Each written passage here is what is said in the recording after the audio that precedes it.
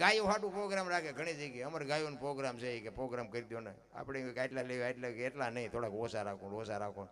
આપણે સારું હાલો ને ભાઈ, ગાયો હાટું કંઈક થતું હોય એ આપણે આવી બધા ભેગા થયા હોય. તમે ભીખ માગી ભાઈ દિયો ને ગાયું હાટું છે. સારો માણા હોય તમે એમ કે ભાઈ તારા 2000 નો હોય, 5000 5000 ગાયું હાટું છે.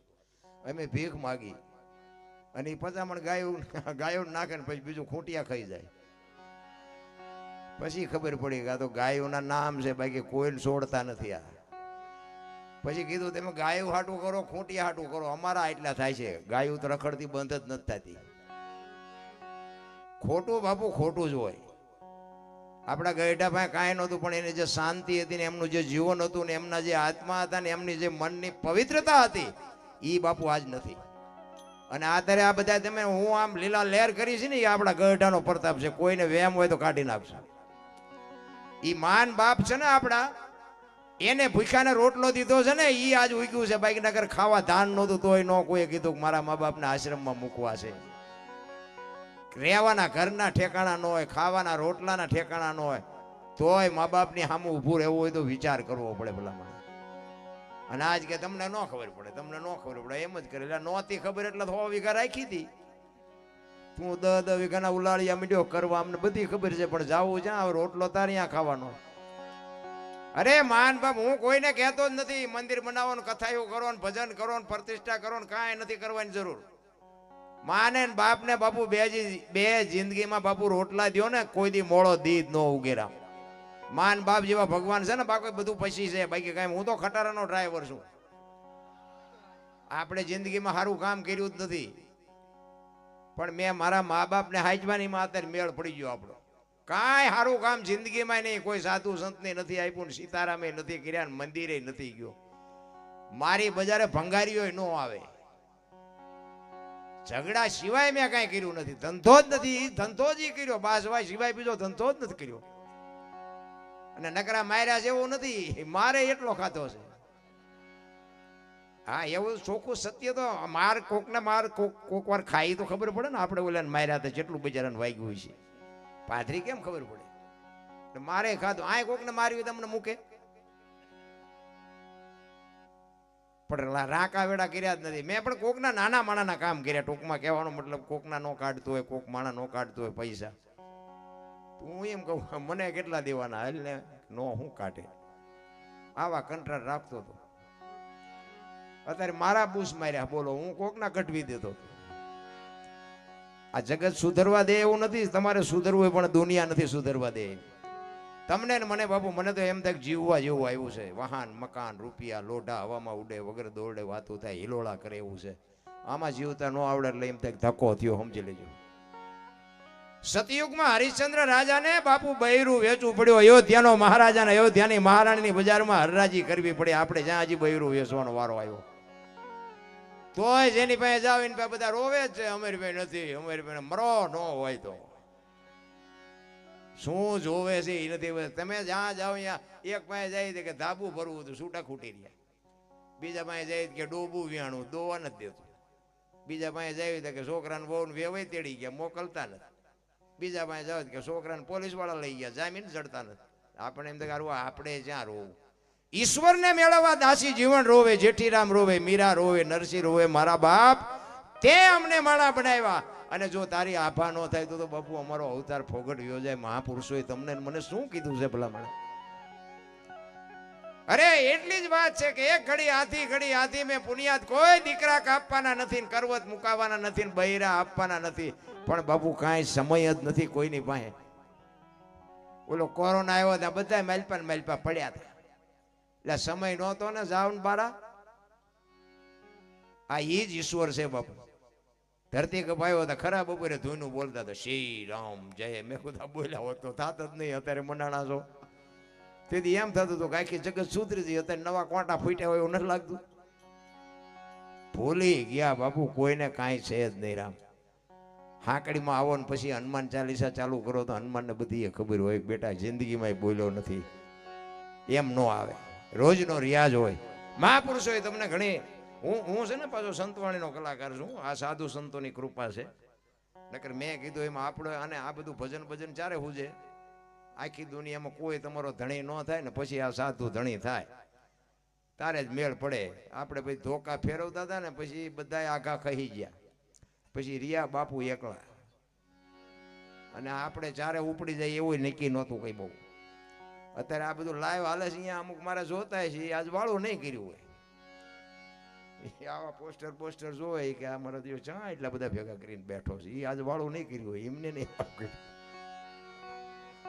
આને હું હા બોલો હો ઉંદર મારીને માની મીની બેઠી પાટે આ એટલે બધા ચા એમાં બોર્ડમાં નામ હતી કોટડા પીઠા પડ્યો આને હા તમને હો ડફોળ કહેતા છે.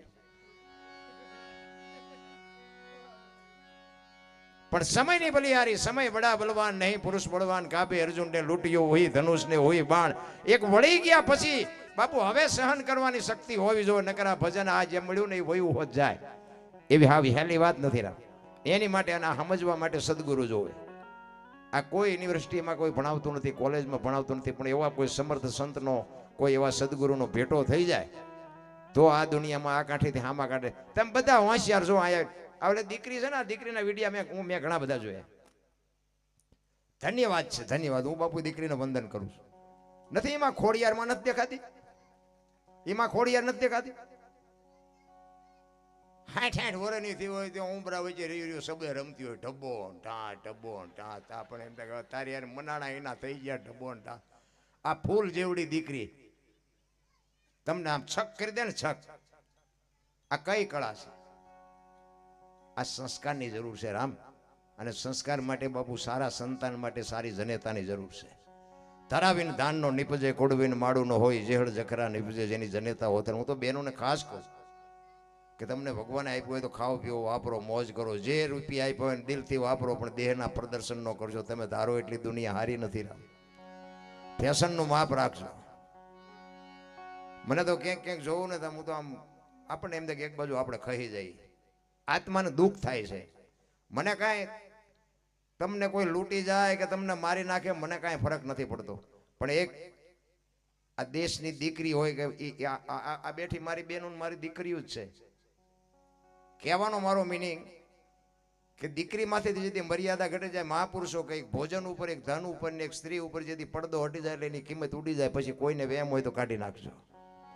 ઉઘાડું ભોજન પડ્યું હોય ને તો તમને ખાવાની ઈચ્છા ન થાય. બજાર વચ્ચે હોણું પડ્યું હોય ને તો તમને ઘડી કેમ થાય કે ભાઈ સાચું હોય છે ખોટું છે, એકદમ તેમ વાંકા ન વળો. અને દીકરી એની મર્યાદા મૂકી દે પછી આખી દુનિયા એની માથે દ્રષ્ટિ હારી ન કરે કે આ દીકરીમાં કઈ હોય નહીં, આને કઈ આને લાજ શરમ કઈ છે જ નહીં. આ ત્રણ માથેથી પડદો હટી જાય એટલે દુનિયામાં ભલે બીજા વ્યામમાં ફરતા હોય ના ના હું કંઈક છું, બાકી દુનિયા તમારા આંકડા કાઢી લે વાત પાકી છે. એટલા માટે કહું છું બહેનોને ખાસ મારી વિનંતી. અને જ્યાં ધર્મ ધ્રુજો, જ્યાં પુરુષ નથી પૂગ્યો ત્યાં દેશની આબરૂ બાપુ દીકરીઓ રાખી. તમે કહો તો હવાર સુધી તમને દાખલા આપું, ઇતિહાસ ખોલવાની છૂટ. જ્યાં ધર્મ ધ્રુજો અને જેટલા સફળ પુરુષો છે એમાં એક એક ભગવતીનો હાથ છે. સગાળ સાહેબ ચંગાવતી નો તો કોઈ નો ઓળખે, જલારામ બાપા ને વીરબાઈ નો હોત તો કોઈ નો ઓળખે, હરિશ્ચંદ્ર રાજા ને તારામતી નો હોત તો કોઈ નો ઓળખે, સવારામ બાપા ને જબુમા નો હોત તો કોઈ નો ઓળખે, દેવીદાસ બાપુ ને અમરમાં નો હોત તો કોઈ નો ઓળખે.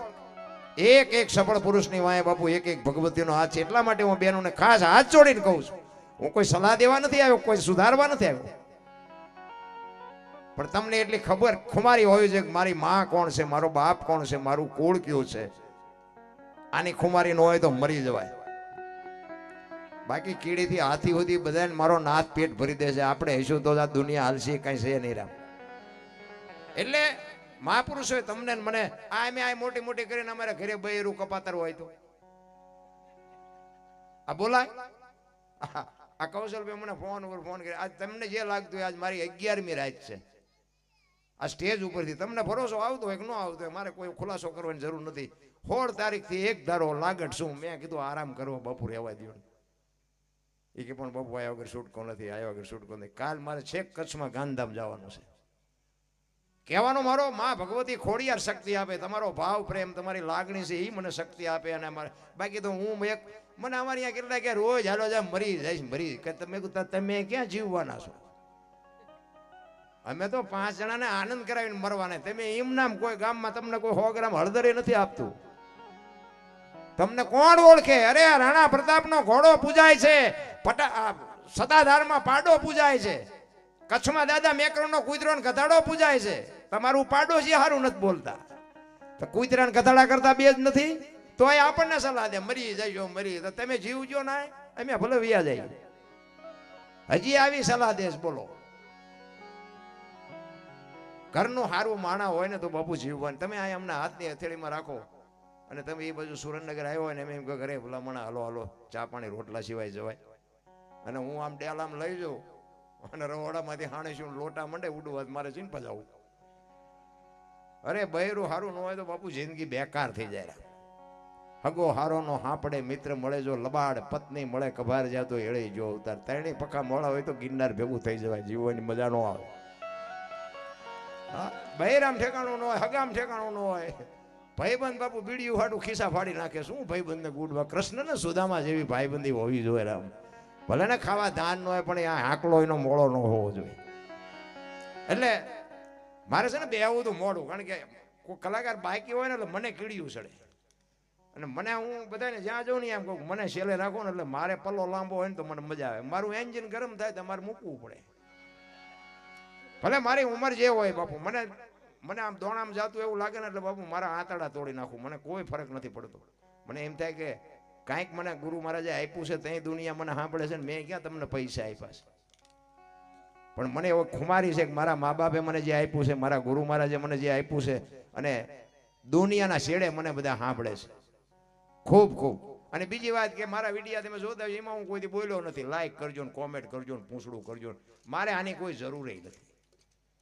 અને બે હાથ વાળા શું લાઈક કરે, 1000 હાથ વાળો જેથી લાઈક કરે તેથી ભૂખ ભાંગે. ભલા મણા શું લાઈક કરવાની ભિખારી વેળા કરવાના હોય આપણે એવી કોઈ. અને મેં આ વિડિયા તો આ તો અત્યારે આ બધું છે એટલે આમાં આપણે ગમે એટલું સાનું રાખવું હોય તો રહે નહીં. મને ખબર જ નથી ને વિડિયા બહાર પડી ગયા.